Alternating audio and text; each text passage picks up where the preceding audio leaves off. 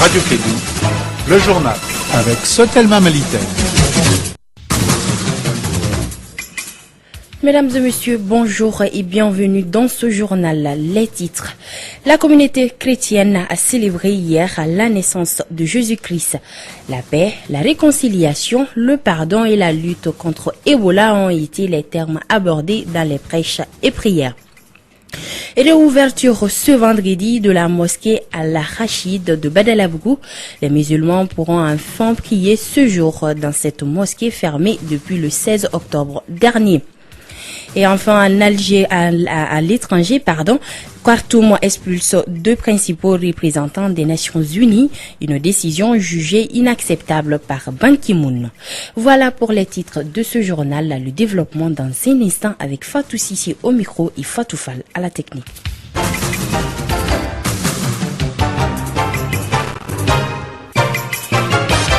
Bonjour à toutes et à tous et bienvenue. La paix au Mali, la réconciliation, le pardon et la lutte contre la maladie à virus Ebola sont les termes abordés dans les prêches prières lors de la fête de Noël 2014. La nuit de la Nativité a été célébrée dans les églises, paroisses, temples et certains lieux publics de Bamako. Les principales activités ont été menées par les églises catholiques et protestantes. Le point avec Kassim Traoré, notre reporter.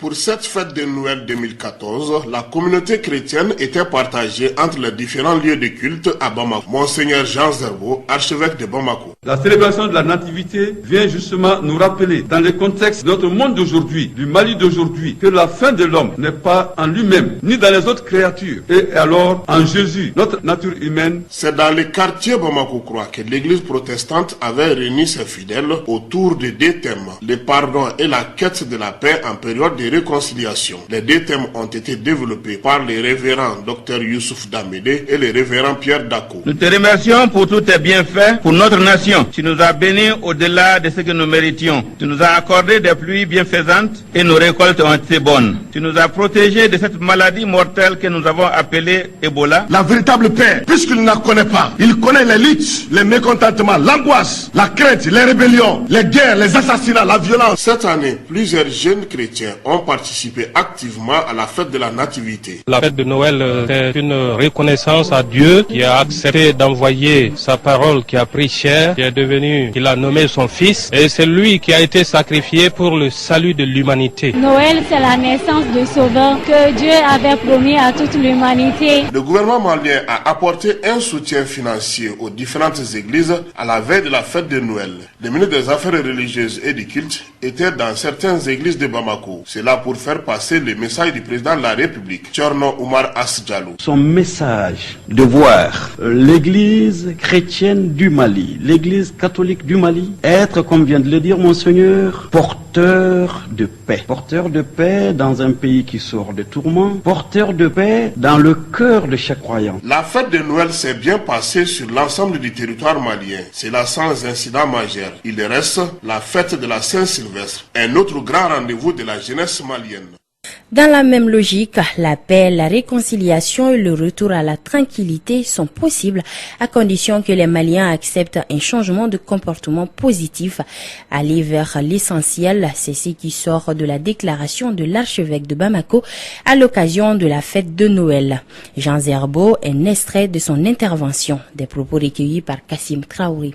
Merci au Seigneur pour les joies et les heureux événements qu'il nous a accordé de vivre et de partager.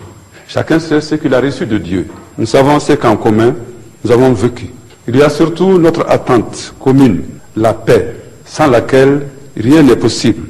Daigne le Seigneur faire de chacun de nous des artisans de paix. Les maladies comme le sida et l'Ebola, même s'il n'y a plus de nouveaux cas, nous inquiètent également.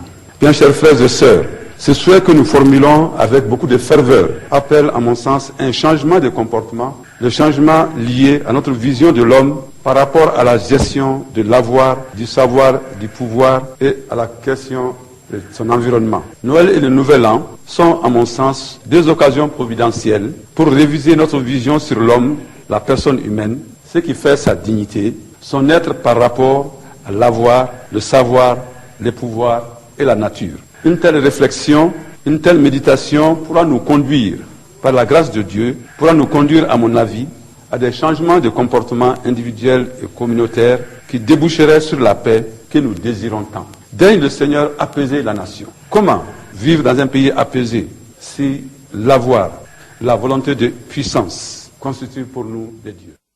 Cette fête a été marquée par des veillées de louanges, de prières, d'adoration et de cultes dans les églises dans la journée d'hier. L'édition 2014 a été placée sous le signe de la paix. Cela pour inviter les Maliens à devenir des artisans de la paix. Les précisions avec pasteur Joseph Camara de l'église de Torokorobougou à Bamako. Il est au micro d'André Traoré. Je remercie le Seigneur pour ce déplacement massif des chrétiens pour la célébration de Noël. Et aussi, ça a été très bien préparé. Je remercie le Seigneur pour cela. Le message que j'ai à l'adresse de la population malienne en général, c'est que Noël doit nous rappeler de la réconciliation, du pardon, de la paix. Tout ça, ce sont des éléments qui entrent dans l'atmosphère, l'idée de Noël. Donc que nous soyons des artisans de paix et de réconciliation pour que ce pays soit un endroit de paix, d'harmonie et que ça puisse attirer des gens de tous les pays pour que nous puissions donner la main pour le développement de ce pays. Et en particulier à la communauté chrétienne, que nous prenions notre témoignage chrétien au sérieux et que dans les jours à venir, nous puissions rendre gloire à Dieu parce que à cause de notre bon témoignage, il y a eu beaucoup de changements dans ce pays. Voilà, c'était là les précisions du pasteur Joseph Camara de l'église de Torokorobougou. Il était au micro d'André Traoré. Sur un tout autre plan, réouverture ce vendredi de la mosquée Al-Rachid de Badalabougou. Fermée le 16 octobre dernier, la plus grande mosquée de Badalabougou, quartier situé en commune 5 du district de Bamako, pourra dès aujourd'hui servir à nouveau de lieu de culte pour les fidèles musulmans. C'est un conflit de leadership qui avait conduit les autorités à boucler les portes de cette maison de Dieu. Les clés de la maison a été remise hier par le gouverneur du district de Bamako aux autorités politico-civiles du quartier. Les explications de Maramadou Khan, notre reporter. C'est une solution à trois têtes qui permet aujourd'hui aux fidèles musulmans de Badalabougou de retrouver leur grande mosquée. Sori Makadi, Ibrahim Gambi et Sofiane Diaby, c'est le tiercé gagnant, c'est le peloton de tête de la course folle pour le sommet de la mosquée Al-Rachid de Badalabougou. Il a fallu 70 jours, soit 2 mois et 9 jours pour parvenir à ces résultats. Dans l'ordre, Sori Makadi demeure le boss, l'imam central qui dirige les 5 prières quotidiennes. À ses côtés, Ibrahim Gambi gagne ses galons de premier adjoint à l'imam Makadi et dirigera désormais les prières de vendredi. Quant au jeune Sofiane Diaby, fils du défunt imam de la mosquée, il se positionne comme étant le deuxième adjoint, un deuxième adjoint qui fait office de simple figurant car aucun rôle ne lui a été attribué dans la mosquée. Ce compromis arraché presque au forceps est le fruit de longues semaines de tractations entre le gouvernement et les autorités coutumières de Badalabougou. La dernière en date, c'était le lundi dernier. Une délégation de l'association de notables de Badalabougou a rencontré Sada Samake, le ministre de l'Intérieur et les responsables du Haut Conseil islamique du Mali. De cette ultime discussion jaillit la lumière, une lumière qui est toutefois ombrageuse car d'après nos informations, beaucoup de fidèles de la mosquée Al-Rachid de Badalabougou souhaitent que Ibrahim Gambi, premier adjoint, et Sofiane Diaby, deuxième adjoint, se relayent pour diriger la grande prière de Djouma pour ce vendredi 26 décembre 2014. C'est Ibrahim Gambi qui devrait en principe occuper le fauteuil présidentiel, tenir les bâtons de chef pour diriger la prestigieuse prière de vendredi. Voilà, c'était là les précisions de Mahamadou Khan, notre reporter.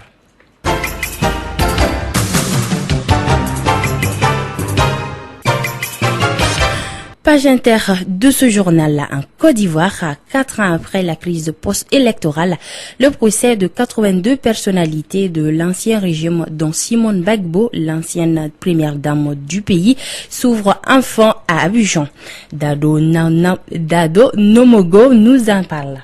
Après plusieurs péripéties, notamment pour son transfert à la CPI, le procès de Simone Gbagbo, accusé d'atteinte à la sûreté de l'État, et 82 co-accusés, tous dignitaires de l'ancien régime, s'ouvre enfin ce vendredi en Côte d'Ivoire. Prévu initialement en fin octobre, il s'agit du premier procès civil de la crise post-électorale. Selon une avocate de Madame Gbagbo, aucune audience sur le fond n'est prévue ce vendredi. Il s'agit avant tout d'une rentrée solennelle pour confirmer notamment les 6 jurés qui sont dédiés à cette affaire après le désistement des 4 autres. En tout état de cause, c'est un grand défi pour la justice ivoirienne qui a refusé le transfert de Madame Gbagbo vers la CPI, estimant être en mesure de lui organiser un procès équitable en Côte d'Ivoire. Surnommée la Dame de Fer, Simone Gbagbo, 65 ans, était considérée comme la plus proche conseillère politique de son époux, l'ancien président Laurent Gbagbo, actuellement à la CPI pour son jugement. Voilà, merci Dado, et nous allons poursuivre avec le Soudan. Les Nations Unies jugent inacceptable la décision de Khartoum d'expulser 2 de leurs principaux représentants sur place et ont demandé au gouvernement soudanais d'annuler immédiatement cette décision. Les détails avec Koumba Traoré. Dans un communiqué publié jeudi soir, le secrétaire général de l'ONU, Ban Ki-moon, a condamné la décision du gouvernement soudanais d'expulser les 2 responsables. Selon lui, les 2 responsables onusiens accomplissaient leur mission en conformité avec la charte de l'ONU. Il s'agit du coordonnateur de l'ONU et du programme humanitaire au Soudan, Aliza Tahri, et de la directrice pour le Soudan du programme des Nations Unies pour le développement PNUD, Yvonne Hell. Cette décision de Khartoum survient alors que les tensions sont très vives entre les autorités soudanaises et la mission conjointe de maintien de la paix ONU-Union africaine au Darfour, MINUAD. Et c'est ce qui met fin à cette page inter de ce journal.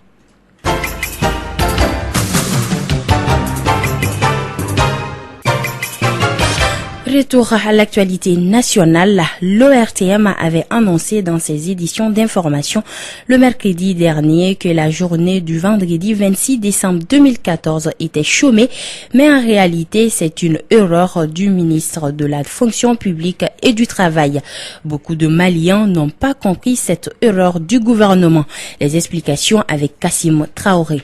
Ce qui n'arrive pas qu'aux autres et qui peut être expliqué, mais qui crée souvent la frustration. Voici le contenu du premier communiqué du ministère de la fonction publique et du travail déclarant la journée du vendredi chômée. Le ministre du Travail, de la fonction publique et des relations avec les institutions communique en application des dispositions de la loi numéro 5040 du 22 juillet 2005 et relative aux fêtes légales en République du Mali, la fête de Noël ayant lieu le jeudi 25 décembre 2014 et étant chômée payé, le gouvernement a décidé que la journée du vendredi 26 décembre 2014 aussi est chômée et payée sur toute l'étendue du territoire national. En conséquence, le travail reprendra le lundi 29 décembre 2014. Comme si le ministre avait pris seul la décision de déclarer la journée du vendredi 26 décembre chômée, il a été envoyé pour corriger sa propre erreur. Bokar Moussa Diarra. Un communiqué a passé pour le journal parlé indiquant que le vendredi 26 décembre était férié. Je suis venu pour corriger parce que la décision du gouvernement n'est pas cela. Et donc c'est une erreur qui a fait faire à mes services ce communiqué-là. Donc je suis venu pour redresser, présenter les excuses de mon département à tous les travailleurs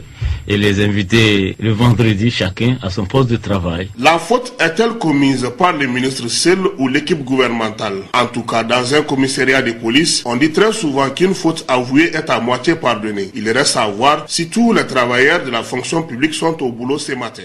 Voilà, merci à Kassim Traoré. Le problème de la ressource humaine est persistant au Mali. Dans le domaine de la santé, par exemple, il n'y a que 4 médecins pour 10 000 personnes. Selon les normes de l'OMS, il faut 23 médecins pour 10 000 personnes. La direction des ressources humaines du secteur santé et développement rural tire la sonnette d'alarme. C'était hier à l'hôtel Olympe à la faveur d'un déjeuner de presse. Nous vous proposons d'écouter Idrissa Sissé, directeur des ressources humaines du secteur santé et développement. Il est au micro de Fanta Diakité, notre reporter. La solution existe certes, mais n'est pas du tout facile. Parce qu'aujourd'hui, les DRH ont hérité d'une mauvaise gestion déjà des ressources humaines qui a longtemps été décriée. Parce que quand vous voyez au niveau du district de Bamako, la grande majorité du personnel se retrouve à ce niveau malheureusement. Or, véritablement, le besoin est ailleurs. Je ne dis pas que le besoin n'est pas au niveau du district, mais il y a plus de besoins, par exemple en termes de sages-femmes, en termes de médecins spécialistes dans les zones les plus reculées. Et c'est fait mal de voir des gens qui effectuent des kilomètres de trajet pour avoir accès à par exemple une femme véritablement enceinte, pour avoir accès véritablement à des soins dignes de ce nom. Avoir accès à des spécialistes, or qu'ils sont en surnombre au niveau du district de Bamako. C'est de faire en sorte qu'on puisse véritablement corriger cette lacune, que je dirais injustice quelque part. Faire en sorte qu'on puisse faire recruter le maximum de spécialistes, parce que c'est incompréhensible aussi que pendant que nous disions qu'on n'a pas de médecins, on n'a pas de spécialistes, qu'on est sur le marché de l'emploi des médecins qui chôment, qui sont des spécialistes et pour lesquels véritablement le besoin est là et crucial. Et je pense que cet appel véritablement vient d'être un peu, avoir un écho favorable, parce que il y a une instruction du Premier ministre qui demande véritablement à faire en sorte que en 2015 on puisse voir comment il faut recruter tous ces spécialistes pour combler les vides qui existent dans les régions. Et voilà, merci Fanta Diakité. Il est exactement 13h passées de 15 minutes et c'est la fin de cette édition qui vous a été présentée par Fatou Sissé, Koumba Traoré et Dado Nomogo. La mise en onde a été assurée par Fatou Fall. Bon week-end à toutes et à tous.